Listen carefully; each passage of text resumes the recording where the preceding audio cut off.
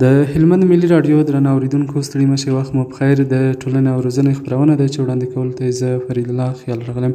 درنو اوریدونکو، د خپرونې په لړ کې به نن پر کورني تاوتریخوالي وغږیږو. د چې کورنی تاوتریخوالی څه دی، ولې رامنځته کېږي، لاملونه یې څه دي، د مخنیوي لارې چارې یې څه کېدلی شي. نن پر همدې موضوع باندې بشپړ بحث کېږي. په خپرونه کې راسره د بوس پوهنتون د ښوونې او روزنې پوهنځی رئیس ښاغلی اسدالله سمسور صاحب راسره مېلمه دی. سمسور صاحب ستړي مه شئ، په خیر راشئ خپرونې ته. بسم الله الرحمن الرحیم. د هر څه نه مخکې د ملي راډیو تلویزیون ټولو اوریدونکو ته د نبي پاک صلی الله علیه وسلم تلفاتې او نه هېرېدونکې تحفه چې عبارت ده له السلام علیکم ورحمت الله وبرکاتو څخه ډالۍ کوم. ډېره زیاته مننه سمسور صاحب، کور ودان چې بلنه مو ومنله. خوشحاله اوسئ چې خپل معلومات له اوریدونکو سره شریکوئ. مننه کوم ستاسو څخه کور مو ودان چې هغه مهم موضوعات چې په ټولنه کې په هکله یې پوهاوي ته اړتیا شته او خلک باید په هغه باندې وپوهېږي. تاسې هغه خپل په مرکو مصاحبو کې شاملوئ او په خپل روزمره برنامو کې مو نیولي دي. ستاسو څخه هم ډېره مننه. ډېره زیاته مننه سمسور صاحب. پیل یې که له دې نه وشي چې کورنی تاوتریخوالی څه شی دی؟ محترم خیال صاحب، کورنی تاوتریخوالی هغه ناوړه چلند دی چې یو کس یې په خپل کور کې یا خاوند د میرمنې سره او یا میرمن د خاوند سره او همداسې د اولادونو سره یا د کورنۍ د نورو غړو سره سرته رسوي. دا تاوتریخوالی ممکن فزیکي واوسي، رواني واوسي، لفظي واوسي او اقتصادي واوسي. موخه د دغه تاوتریخوالو څخه هدف هم دا دی چې دوی په کنټرول ورباندې ولري. د خپل کنټرول دپاره دوی دغه چاره سرته رسوي او دغه تاوتریخوالی ثابتوي او یا ویره خپره کړي چې د کور نور غړي د دغه شخص څخه چې هغه تاوتریخوالي ته زمینه مساعده یې هغه وویریږي او یا خپل ځان ورته وښیي، خپل زورواکي ورته وښیي. بله، ډېره زیاته مننه ښاغلی سمسور صاحب. کوم عوامل د کورنۍ د تاوتریخوالي سبب کېږي؟ د کورنۍ تاوتریخوالي سبب او علایم خورا زیات دي، خو هغه تر ټولو مهم چې نقش پکښې لري او زموږ ټولنه ورڅخه متضرره ده هغه بېسوادي او ناپوهي ده. دغه هغه لومړنی عامل دی چې زموږ په ټولنه کې ستا او زموږ کورنۍ تاوتریخوالی ورڅخه رامنځته کېږي. د هغه ترڅنګ ناوړه اقتصادي حالت دی، کمزوری اقتصادي حالت دی، دا هم پر کورنۍ تاوتریخوالي باندې تاثیر اچوي او کورنۍ تاوتریخوالي ته زمینه مساعدوي. ورسره په څنګ کې د مخدره موادو کارول دي. دا هغه څه دي چې کورنۍ تاوتریخوالي ته زمینه مساعدوي او کوم کس چې په کوم نشه باندې اخته وي، اعتیاد ولري، هغه همیشه په کور کې تاوتریخوالی رامنځته کوي او د داسې حده پورې چې په کورنۍ کې د لویو جنجالونو او لویو ستونزو د رامنځته کېدو سبب شوی دی. او د هغه سره په څنګ کې زموږ ناروا دودونه، فرهنګ، هغه څه چې په ټولنه کې ستا او هغه په اسلام کې منع راغلی ده، هغه زموږ په ټولنه کې متاسفانه شتون لري. دغه ناروا دودونه دي چې زمینه دې ته مساعدوي چې په کورنۍ کې تاوتریخوالی رامنځته شي. ظلم د اسلام د نظره هم غندل شوی دی. په اسلام کې هم د دې منع راغلی ده چې باید پر د کور مالک یا د کور مشر باید د کورنۍ په نورو غړو باندې ترحم و شفقت ولري، ظلم ورسره ونه کړي. نو دغه هغه عمده علتونه یا عوامل دي چې په اوس وخت کې د کورنۍ تاوتریخوالی رامنځته کړی دی او یا د هغه څخه دغه کورنۍ تاوتریخوالی زیږي. ډېره زیاته مننه سمسور صاحب. د ښځو پر ژوند کورنۍ تاوتریخوالی څه اغېزې لري؟ ښځې د کورنۍ تاوتریخوالي تر ټولو زیاتې قرباني دي او دا تاوتریخوالی کېدلی شي چې د هغوی په رواني وضعیت باندې تاثیر واچوي، د هغوی په فزیکي وضعیت باندې دغه وکړي تاثیر وکړي، د هغوی سلامتیا له منځه یوسي، پر ځان باندې باور راکم کړي څنګه چې دوی باید پر خپل ځان اعتماد به نفس ولري، هغه د لاسه ورکوي، له ټولنیز ژوند څخه حتی منزوي کېږي. په کار دا ده چې زموږ په ټولنه کې هغه ناوړه رواجونه چې اوس شته او روان دي هغوی ته د پای ټکی کېښودل شي. د هغه ناوړه رواجونو د جملې څخه جبري نکاحوې دي. جبري نکاح هم د ښځو پر وړاندې تاوتریخوالی رامنځته کوي او د هغوی راتلونکی ټول ژوند د تاوتریخوالي سره مخ کوي. په بدو کې ورکړه د همداسې نور ځینې ناوړه رواجونه دي چې په ټولنه کې شته او زموږ خویندې ورڅخه متضررې دي او هغوی ورڅخه زیان ویني. د دغسې کړنو څخه باید اجتناب وشي، ځان وساتل شي، تر څو زموږ خویندې له تاوتریخوالي څخه خوندي پاتې شي او دوی پر خپل ځان باندې اعتماد به نفس ولري او همداسې دوی رواني وضعیت ښه وي تر څو هغه مسؤلیت چې کوم د یو زنانې دی هغه په ښه ډول سره ادا کړی شي. ډېره زیاته مننه سمسور صاحب. ماشومان له کورني تاوتریخوالي څخه څه ډول زیان ویني ستاسو په اند؟ ماشومان که څه هم په خپله وهل سوي نه دي، خو کله چې په کور کې د خاوند او مېرمنې ترمنځ تاوتریخوالی رامنځته کېږي نو په دې کې ځینې علایم یا ځینې اغیزې پر دوی باندې اچول کېږي چې د هغوی د جملې څخه ویره ده. ماشومان به همیشه د ویرې احساس کوي، همیشه به دوی پر ځان باندې باور ونه لري، دوی به همیشه خفه وي او بیا باوري احساس به د سره موجود وي. د زده کړو کمزوري حتی د دوی پر هغه راتلونکي آیندې باندې دا ډېر تاثیر لري. دوی له خپل مسیره څخه یا د دوی اصل دغه شتون چې دی چې باید په ټولنه کې دوی راتلونکي خدمت وکړي، دوی باید زده کړه وکړي، هغوی کې کمزوري احساس کوي. غوسهناک او منزوي شخصیت به لري. دوی به هم د خپل والدینو په څیر باندې همیشه پر وړه خبره غوسه کوي، په وړه خبره به دوی د خلکو سره جنجالونه کوي. د راتلونکي ژوند لپاره به دوی د تاوتریخوالي عادي ګڼي. دوی به دغه کوم تاوتریخوالی چې د خپل کور کې دوی لیدلی دی دا به دوی د ځان لپاره یو معیار وګرځوي او بیا په راتلونکي کې چې دوی نورې کورنۍ رامنځته کوي، نورې کورنۍ جوړوي، په هغوی کې به دوی دغه تاوتریخوالی داسې بولي چې دا خو عادي خبره ده یا دا اصول دي چې باید تاوتریخوالی وشي. نو پر ماشومانو باندې هم ډېر تاثیر لري او همداسې اسلام هم د ماشوم د رحمت وړ انسانان ګڼلي دي. هغوی وهل، ویرول او یا پرې قهرېدل د سنت عمل خلاف کار دی او حدیث شریف کې راځي، بخاري شریف حدیث دی چې څوک چې رحم نه کوي پرې رحم نه کېږي. نو رسول الله صلی الله علیه وسلم له ماشومانو سره به لوبې کولې، ښکلول به یې او پر هغوی به یې غږ نه پورته کوه. نو په کار دا ده چې زموږ والدینو ته هم دغسې دغه ورکول شي، پوهه ورکول شي چې دوی هم د خپلو ماشومانو مخکې او یا د ماشومانو په نشتون کې د تاوتریخوالي مخنیوی وکړي، ځکه دا د هغوی پر آینده ژوند باندې تاثیر لري او هغه کېدای شي چې هغوی ته په راتلونکي ډېر سخت مشکلات پیښ کړي، لکه ویره، خفګان، سترس او داسې نور. بله، ډېره زیاته مننه سمسور صاحب. د کورني تاوتریخوالي ډولونه کوم دي؟ کورني تاوتریخوالي ډولونه چې په عام شکل راخیستل شوي دي یا ذکر شوي دي هغه یو فزیکي تاوتریخوالی دی چې په هغه کې وهل، ټکول شامل دي او دغه ترڅنګ رواني عاطفي تاوتریخوالی دی چې په هغه کې سپکاوی دی، ګواښل دی او همداسې تر کنټرول لاندې، تر خپل نظارت لاندې ډېر جدي نیول، یعنی افراط پکښې کول. او بل هم اقتصادي تاوتریخوالی دی چې پر کورنۍ کې د مالی امتیاز نه ورکول، د هغوی هغه حق او حقوق چې پر والدینو باندې شته هغه نه ورکوي. او ترڅنګ لفظي تاوتریخوالی دی چې په هغه کې توهین دی، بد رد الفاظ ویل دي چې دا هم د تاوتریخوالي د ډولونو څخه راځي. دا ټول هغه ډولونه وه چې په عام ډول سره دې ته اشاره وسوله. دا ټول هر یو په خپل ځان کې تاثیر لري د ماشوم پر روان باندې او حتی د کورنۍ پر جوړښت باندې دا تاثیر لري. او دغه تاوتریخوالي چې موږ یادونه وکړه که چیرې دا په سمه توګه مدیریت نشي او دا تاوتریخوالي مخنیوی ونشي نو هغه کورنۍ به په راتلونکي د یو غټو جنجالونو او ستونزو سره مخ واوسي. بله، ډېرې زیاته مننه ښاغلی سمسور صاحب. د تاوتریخوالي پر وړاندې قانون څه رول لري؟ قانون باید د قربانیان خوندي کړي، عاملین یې سزا کړي او عدالت تامین کړي. که قانون په کلکه پلی سي خلک به سزا له ویرې څخه دا کار نه کوي، یعنې په کورنۍ کې به تاوتریخوالی نه رامنځته کوي. قانون باید هم د تاوتریخوالي پیژندنه وکړي او هم یې د ملاتړ میکانیزمونه ولري.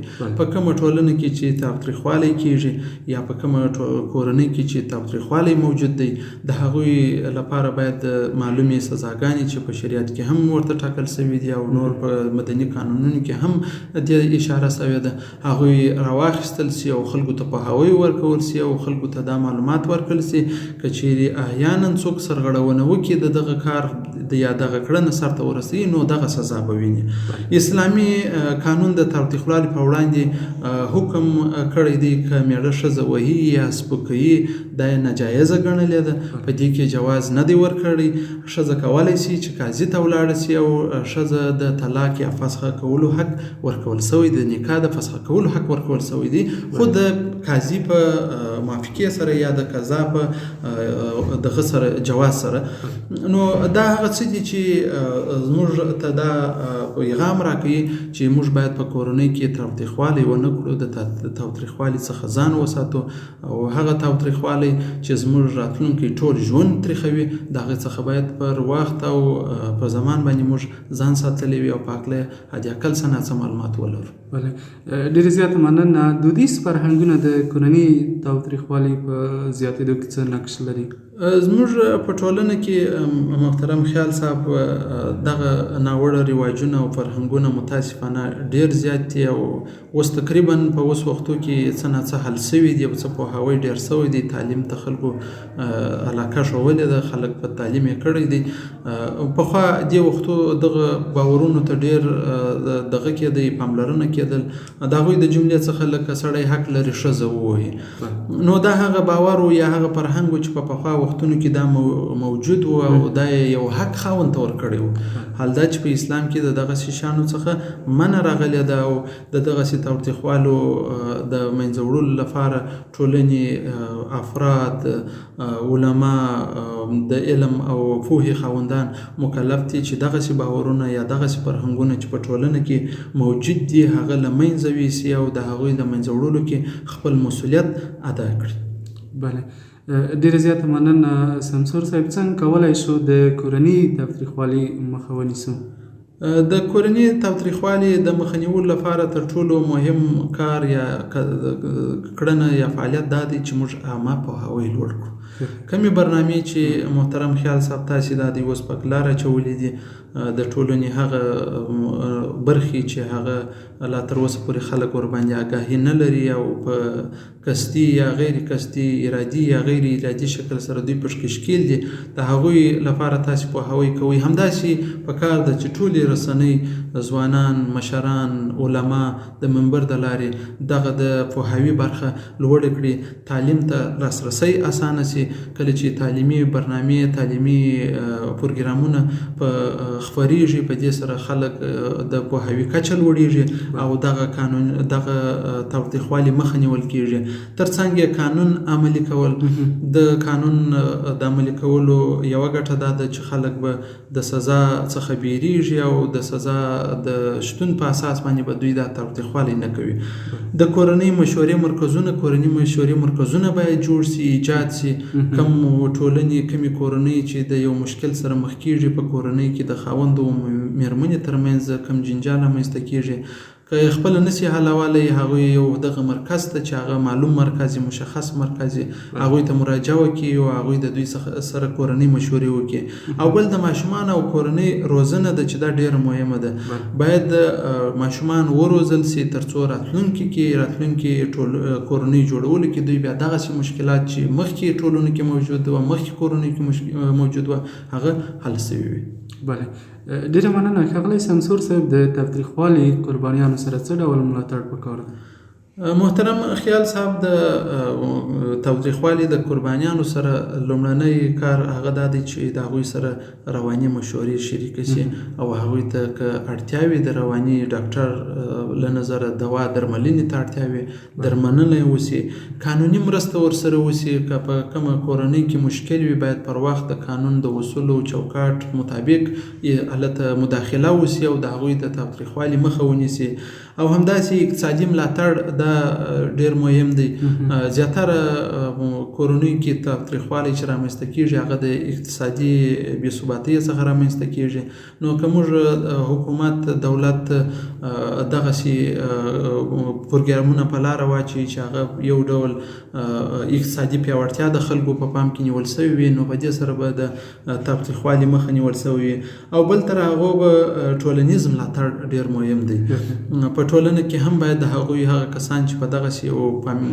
کورنۍ کې ژوند کوي یا دغسې یو تاوتریخوالي سره مخ یې هغه ته باید په ټولنه کې د هغوی ملاتړ وشي هغوی وهڅول شي چې د دغسې کړنې یا دغسې فعالیتونو چې سرته رسول کېږي تاوتریخوالی سبب شوی دی د دې مخه ونیسي او دا د راتلونکي په هکله باندې معلومات ورکول شي چې دا ستاسې پر اولادونو باندې ستاسې پر روان باندې ستاسې پر ژوند باندې څومره منفي تاثیر لري یو وړه کم خبره تاسې دونه فراخه کړې ده او هغه څخه لوی جنجال رامنځته کیږي نو دا باید د کلیو محل اشخاص هم په دې برخه کې مرسته وکړي پوهاوی خپور کړي او خلکو ته معلومات ورکړي چې د تاوتریخوالي څخه ځان وساتي علما کرام د منبر ته لارې کولی شي چې دغه چاره ترسره کړي او دغه مسؤلیت ادا کړي بله ډېره زیاته مننه سمسور صاحب لکه څنګه چې تاسو اشاره ورته وکړه د تعلیم او عامه پوهاوي لوړول د تاوتریخوالي په کمولو کې څومره اغیز لري تعلیم د انسان فکر بدلوي که یو څوک پوه سي هغه بل ته درناوی بیا کوي که چیرې پوهه ونه لري معلومات ونه لري علم ونه لري نو بیا نشي کولی چې دوی د دغسې تاوتریخوالي څخه ځان وساتي نو تعلیم او پوهه چې ده هغه ډیر مهم دی هغوی د شخص فکر بدلوي او دوی هغه منفي فکر چې د دوی سره موجود دی هغه په مثبت اړخ ته اړوي عامه پوهاوی خلک خبروي تاوتریخوالی جرم دی په دې باندې پوه کوي نه فرهنګ زموږ په ټولنه کې خو متاسفانه ما مخکې یادونه وکړله چې تاوتریخوالی د یو فرهنګ په شکل کته کېږي حال دا چې دا جرم بلل سوی دی دا د جرم په کټګورۍ کې راځي همداراز له زده کړو پرته تاوتریخوالي څخه خلاصون لارې نشته تر ټولو مهم او دغه ضروري خبره دا ده نکته دا ده چې موږ عامه پوهاوی د زیات کو او دا د تعلیم په مرسته باندې شونې دي که د تعلیم برخه په نظر کې ونه نیول سي نو دا خدای نه خواسته دغسې پیښې او دغسې مشکلات به زموږ په ټولنه کې دوام پیدا کړي او دا به لا هم دوامداره اوسي او زموږ ټولنه زموږ وطن به همیشه د دغسې مشکلاتو سره لاس او ګریوان وي بله ډېر زیات مننه سمسور صاحب د کورنۍ د مشرانو لپاره څه کول پکار دي چې خپل کورنۍ ژوند باید دوی څه ډول منظم کړي څه ډول خپل ماشومان او د کورنۍ غړي د دغه تاوتریخوالي قرباني نه کړي کومې لارې چارې دي چې دوی یې تر اغېز لاندې رانشي تر ټولو ډېره مهمه خبره دا ده چې د کورنۍ مشران خپل ټول هغه کړنې وسنجوي چې هغه د پر ماشومانو باندې د تاوتریخوالي سبب کیږي او یا د کورنۍ پر نورو غړو باندې د تاوتریخوالي سبب کیږي د هغه نکاتو څخه د هغه فعالیتونو څخه د کورنۍ مشر باید ځان وساتي چې هغه د تاوتریخوالي سبب کیږي تاوتریخوالي ته زمینه مساعده نه کړي او هغه فکرونه باورونه چې تاوتریخوالي ته زمینه مساعده د هغوی څخه ځان وساتي کوشش وکړي چې د پوهاوی په هکله باندې معلومات ترلاسه کړي او د کورنۍ تاوتریخوالي څخه د ځان ساتنې هغه عمومي لارې چارې چې په ټولنه کې موجوده دي هغوی مطالعه کړي په هغه باندې سر خلاص کړي او د هغوی څخه ځان وساتي ماشومان وهڅوي چې هغوی مثبت کړنې ترسره کړي او په کور کې نور والدین تشویق کړي پر یو وړه جزئي خبره زیات تشویق کول د دې باعث کیږي چې تاوتریخوالي مخه ونیسي تحقیرآمیزه خبرې کول تنبیهات زیاتول د هغه څه دي چې تاوتریخوالي ته نور هم زمینه مساعدي د کورنۍ مشرانو څخه مهیله او ارزو دا ده چې پر خپل والدین پر خپل فامیل باندې او خپل پر اولادونو باندې ترحم هم اړخ زیات کوي که شفقت ور باندې زیات کوي نو بیا به ستاسې په کورنیو کې د تاوتریخوالي مخه نیول سوي او تاسې به خپل ژوند په ډېرې خوښۍ سره مخ ته وړئ. ډېر زیات مننه سمسور صاحب. د یوې خوشحاله کورنۍ لپاره کوم معیارونه دوی په نظر کې نیول شوي چې کورنۍ خوشحاله ساتل شوې ده او مخ ته ځي؟ کومې لارې چارې دي چې دوی عملي کړي دي؟ د کورنۍ د خوشحاله ساتلو لپاره یا یو کورنۍ که موږ وغواړو چې هغه د خوشحاله ژوند ولري په هغه کې تر هر چا د هغوی مسؤلیت معلومول ډیر مهم دي. په کومو کورنیو کې چې مسؤلیت معلوم نه وي او دنده یا وظیفې مشخصې سپارل شوي اشخاصو ته نه وي نو هغه کورنۍ یو بیا بندوباره کورنۍ وي. په هغه کورنۍ کې هر څوک چې هر څه وکړل آزاد وي. په کار دا ده که موږ غواړو چې یو خوشحاله کورنۍ ولرو، با ډیسپلینه کورنۍ ولرو، منظمه کورنۍ ولرو، باید د فرد د کورنۍ د هر فرد دنده، مسؤلیت او صلاحیت معلومي. هر یو د خپل مسؤلیت په اساس باندې فعالیت سرته ورسوي او هر یو د خپل کړنې په څنګه ډول چې لازم وي دي او دته ورسپارل شوي دي په هغه شکل سره مخ ته یوسي. بیا به نو په دغه کورنیو کې د تاوتریخوالي مخه نیول شوي وي او دغه کورنۍ به یو خوشحاله کورنۍ وي او تر ډېره حده پورې به ستونزې حل وي. ځکه چې په دغسې یو کورنۍ کې چې د هر یو صلاحیت او مسؤلیت معلوم وي په هغه کورنۍ کې یو له بل سره د همکارۍ او مرستې وي یا پیاوړې وي. بیا که د کورنۍ پر غړي پر یوه باندې کوم فشار راځي، کومه ستونزه راځي، د کورنۍ نور غړي د هغوی سره وژه پر وژه درېږي او د هغه د راپورته کولو هڅه کوي، کوښښ کوي. خو که چیرې دغسې مسؤلیت او صلاحیت په کورنۍ کې معلوم نه و او هغه کورنۍ بیا همیشه د ستونزو او مشکلات سره مخ کېږي، پر یو بل سره د همکارۍ روحیه له منځه څخه ځي او هر سړی خپل ځان ته لومړیتوب ورکوي او بیا هغه اولیه هدفونه چې د کورنۍ دي هغه د لاسه ورکوي. بله، ډېر زیات مننه سمسور صاحب. په وروستیو کې مو پیغام څه دی؟ محترم خیال صاحب، ستاسې د رادیو تلویزیون له لارې څخه زما ټولو علما کرامو، ځوانانو، استادانو او د ټولنو آګاه کې شرطه پیغام دا دی چې تاسې د تاوتریخوالي د مخنیوي په هکله باندې عامه پوهاوی وکړئ.